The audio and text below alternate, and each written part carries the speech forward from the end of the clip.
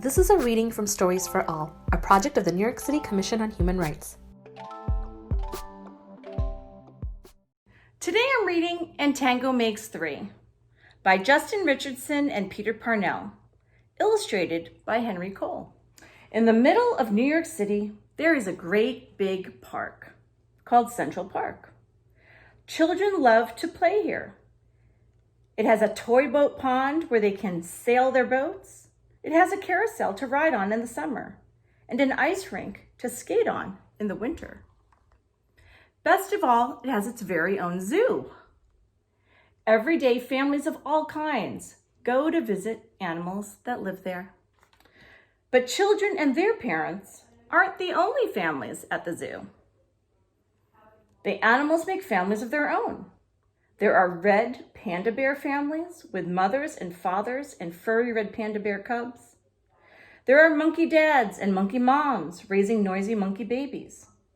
There are toad families and toucan families and cotton-top tamarin families too.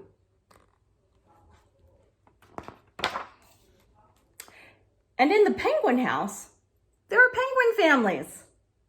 And every year, at the very same time, the girl penguins start noticing the boy penguins, and the boy penguins start noticing the girls.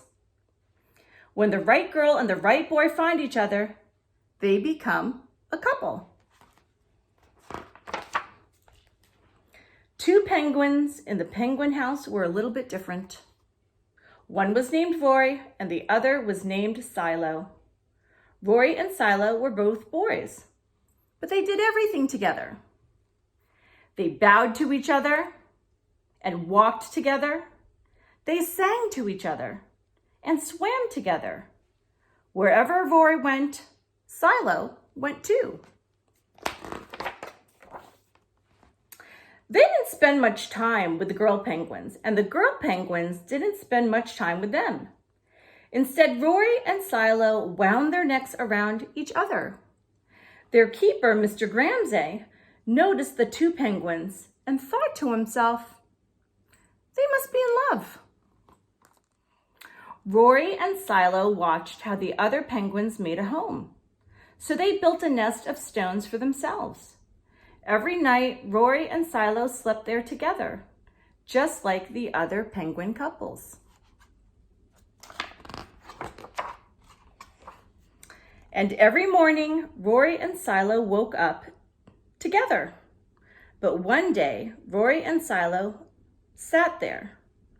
The other couples could do something they could not. The mama penguin would lay an egg. She and the papa penguin would take turns keeping the egg warm until finally it would hatch.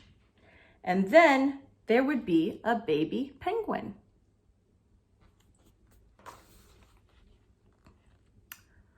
Rory and Silo had no egg to sit on and keep warm. They had no baby chick to feed and cuddle and love. Their nest was nice, but it was a little empty. One day, Rory found something that looked like what the other penguins were hatching, and he brought it to their nest. It was only a rock, but Silo carefully sat on it and sat and sat. When Silo got sleepy, he slept. And when Silo was done sleeping and sitting, he swam and Rory sat.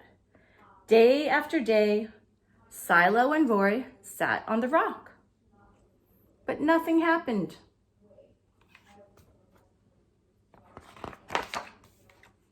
Then Mr. Gramsay got an idea.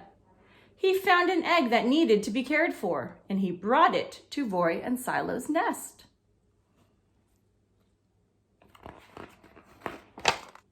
Rory and Silo knew just what to do. They moved the egg to the center of their nest. Every day, they turned it, so each side stayed warm. Some days Rory sat while Silo went for food. Other days, it was Silo's turn to take care of their egg. They sat in the morning and they sat at night. They sat through lunchtime and swim time and supper. They sat at the beginning of the month and they sat at the end of the month. And they sat all of the days in between.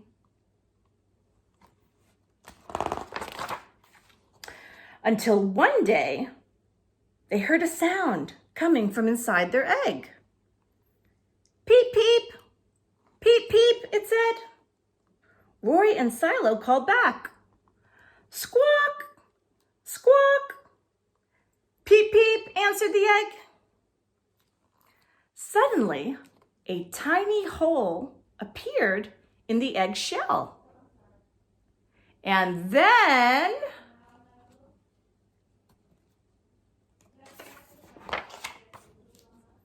crack!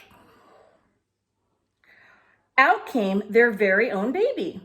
She had fuzzy white feathers and a funny black beak. Now Rory and Silo were fathers. We'll call her Tango, Mr. Gramsci decided, because it takes two to make a tango.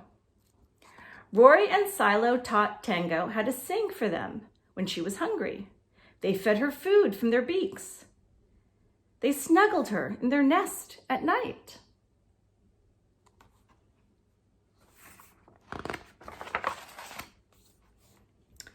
Soon Tango grew strong enough to leave the nest. Rory and Silo took her for a swim, just like all the other penguin families.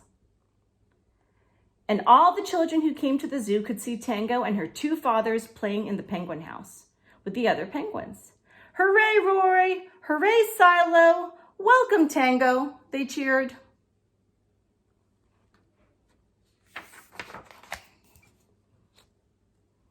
At night, the three penguins returned to their nest. There they snuggled together, and like all the other penguins in the penguin house, and all the other animals in the zoo, and all the families in the big city around them, they went to sleep. The end. If you enjoyed this reading, visit nyc.gov/human-rights for more selections from Stories for All. Stories for All includes over 250 books to help students of all ages explore the issues and experiences facing diverse communities.